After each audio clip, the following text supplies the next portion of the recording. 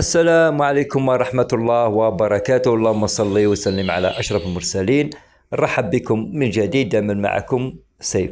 إذا أصدقائي، لاحظت أنه أغلب المتابعين تاعي اللي عندهم مشاكل في الإنتاج، من بعد ما سألتهم أغلبيتهم شارين المقنين سواء من المحلات نتاع بيع الطيور سواء من السوق، شارينهم أسعار رخيصة شوية، لكن النتيجة كانت صفر.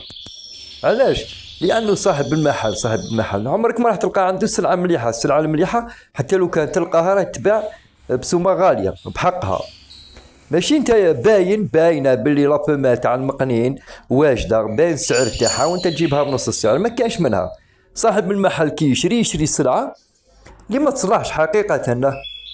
أغلبية 90% اللي يجيبها صاحب محل ولا اللي يدخل السوق ما تصلحش. علاش؟ اللي هو أنه في الأخير هو راه تاجر، ما يقدرش هو يشري مقنين بسومته ويبيعو يدي فيه الفايدة، ما كاش منها. ما يقدرش هو يشري مقنين تاع 2.5 ملايين ومن بعد كي يجي يبيعو لك نتايا تروح تعطيلو نتا فيه 1.5 مليون، هذا خاسر معاك. على هذيك هو يشريه ب900 ولا 800 ويبيعو لك ب1.5 مليون. بصح هو واش يشري السلعة اللي ما تصلحش.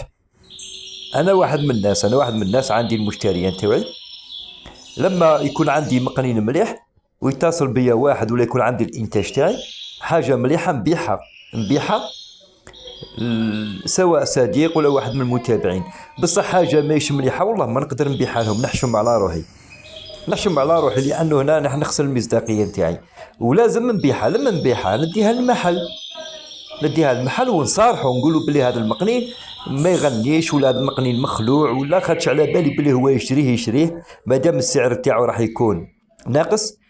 وهو دوك بينو وبين خالقه.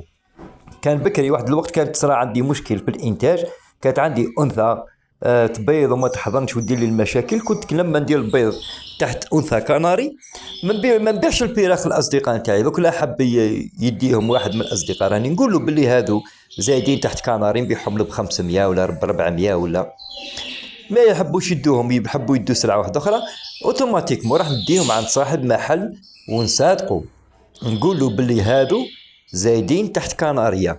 اسكو هو لما يبيعهم يصارح الناس ولا ما يصارحش؟ راني قلت لكم بينه بين خالقه.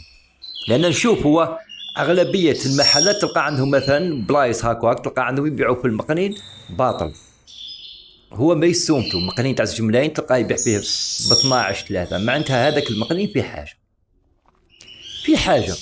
هو راهو تاجر وذكي والله، يا كي تكون حاجه زينه ما يعطيكش السعر. شفت ما يعطيكش السعر نهار اللي يطيح فيه سلعه زينه يطلقها في الفيسبوك ولا ما يعطيكش السعر، لازم انت تعيط له عاد باش يهدر معك.